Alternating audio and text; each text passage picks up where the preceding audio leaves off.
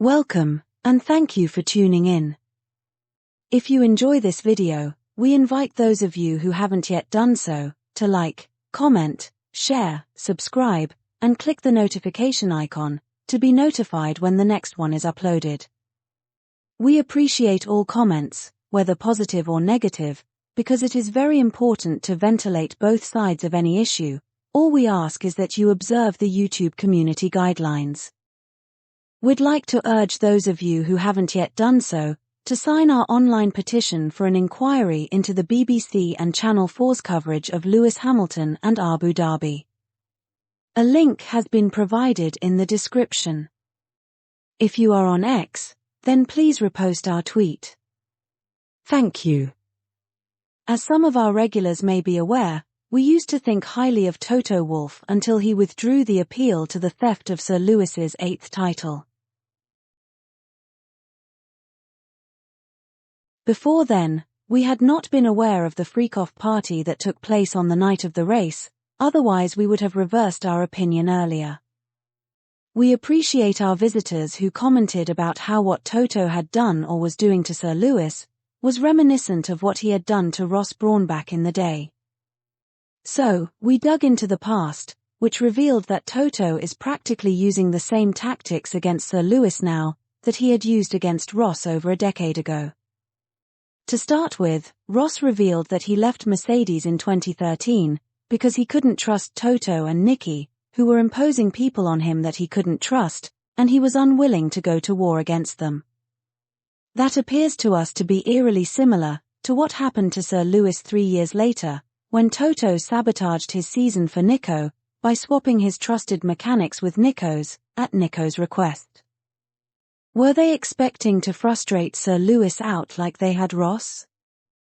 Perhaps, Sir Lewis will be less inclined to sugarcoat his promised revelations on that matter, following the treatment he has received from Toto in his final season. It appears that the impact from Ross's blast from the past has continued to reverberate exponentially through 2016 and beyond 2021, with deadly consequences for Toto's legacy. Merging the two periods together, we can generate a headline: Dishonest Toto Wolff blasted by Ross Brawn as he reprises Lewis Hamilton exit. There are so many treacherous traits that we have identified, which Toto has been displaying during the Hamilton era, that can uncannily be traced back to that of Brawn. In addition to the one mentioned earlier, Toto's response to Ross's stinging attacks had a familiar ring to those he often gives in respect of Sir Lewis. In Ross's case, he claimed that he had read the quotes, and Ross had been in touch with him to say that they had been taken out of context. Firstly, how in the hell can something in writing be taken out of context? Secondly, we only have his word that Ross had been in touch with him. This is eerily similar to what happened after his recent quotes on Sir Lewis's shelf life and cognitive sharpness. This time he flipped the taken out of context trick around by claiming that it was his published quotes that had been taken out of context, and he and Sir Lewis had spoken about it and cleared the air. Our regulars may be aware that Toto has been exposed in previous videos for making false claims on behalf of a silent Sir Lewis, and he can now be seen to have been making false claims on behalf of Ross, dating back over a decade ago. He lied when he said that they jointly agreed to forego Sir Lewis's opportunity to test for Ferrari, post-Abu Dhabi. He also lied when he used to claim that they were in regular contact after Abu Dhabi, because we now know that Sir Lewis left for the Caribbean on the 15th of December, and was not responding to Toto, to the extent that he had to get information about his state of mind from his hosts. Notably, it was on the 16th that Toto withdrew the appeal.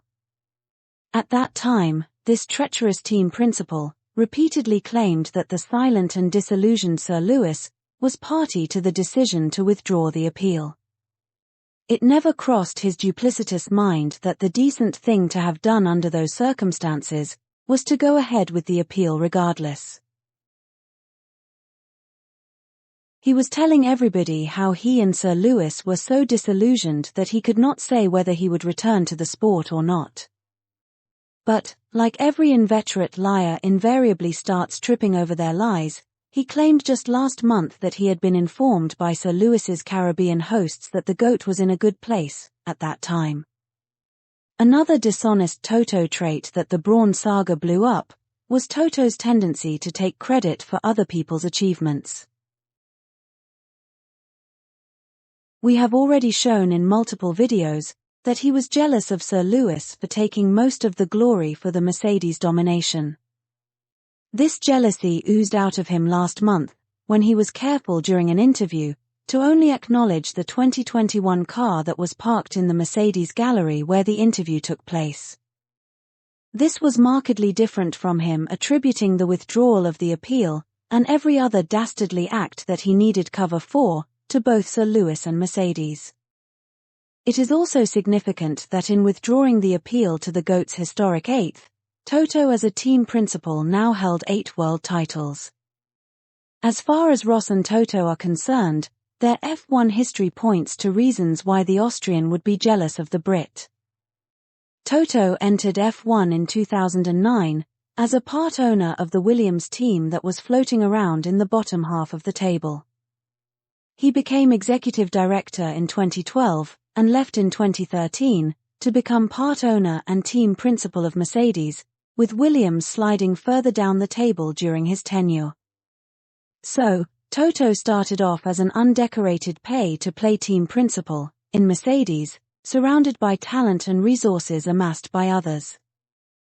Critically, Ross was Mercedes team principal from 2010 to the end of 2013, and was the one responsible for bringing Sir Lewis to the team. He has held key positions in 3 teams that have won 8 constructors and 8 drivers' titles in total. 2 drivers and 1 constructors with Michael Schumacher at Benetton. Followed by 5 drivers and 6 constructors in succession, with Michael at Ferrari. Finishing off with 1 drivers and 1 constructors title with Jenson Button at Brawn GP. Consequently, it is clear to see who has the better pedigree, and why many credit Ross for laying the foundation for the success that Toto and Nicky went on to enjoy at Mercedes. With the recent dramatic decline in Mercedes, it is now clear that Toto was not the driving force behind their success. Despite claiming that he and Sir Lewis have not divorced as friends, Toto has been plumbing the lowest depths that he can, to wreck his friend's opportunity of achieving that which Toto himself has said he owes him. Guess that's why they say anyone would be crazy to trust a wolf. Forza Ferrari.